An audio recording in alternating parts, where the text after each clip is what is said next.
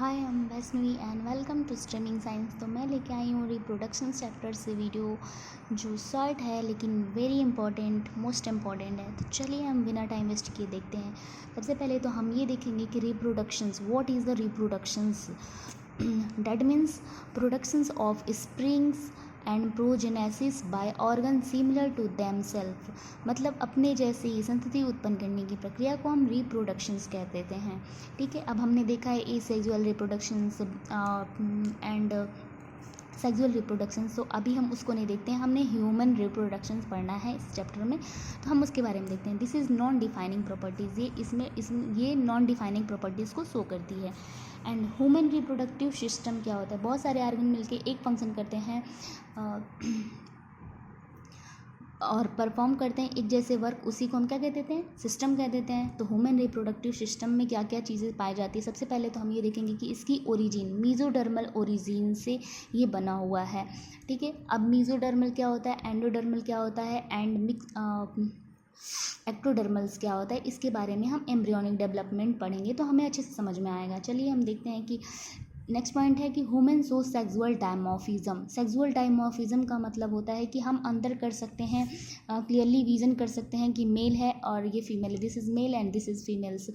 सो इसलिए हम उसको क्या कहेंगे, सेक्सुअल डायमॉर्फिज्म। ठीक है, ये डायोसिस शो करते हैं, मतलब सेक्सेस सेपरेट होते हैं, मेल का अलग होता है और फीमेल का अलग होता है।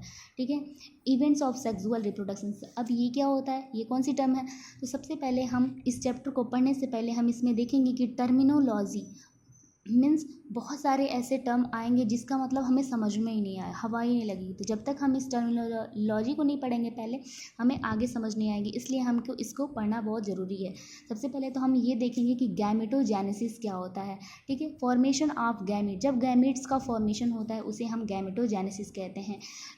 मेल में जब गैमेटोजेनेसिस होगा तो उसे हम स्पर्मेटोजेनेसिस कहेंगे, अगर फीमेल में होगा तो हम ओजेनेसिस कहेंगे। ठीक है, नाउ नेक्स्ट देखते हैं इंसेमिनेशंस क्या होता है। व्हाट इज इंसेमिनेशंस, जो शॉर्ट फॉर्म में पूछा जाता है तो भी हमें पता होना चाहिए कि release of semens by males inside the female genitalia, मतलब सीमेंस रिलीज करना मेल्स के द्वारा बॉडी में फीमेल के inside genitalia, that is called inseminations. Okay, now next है fertilisation and syngamy, fusion of male and female gamete, this process is called fertilizations or syngamy.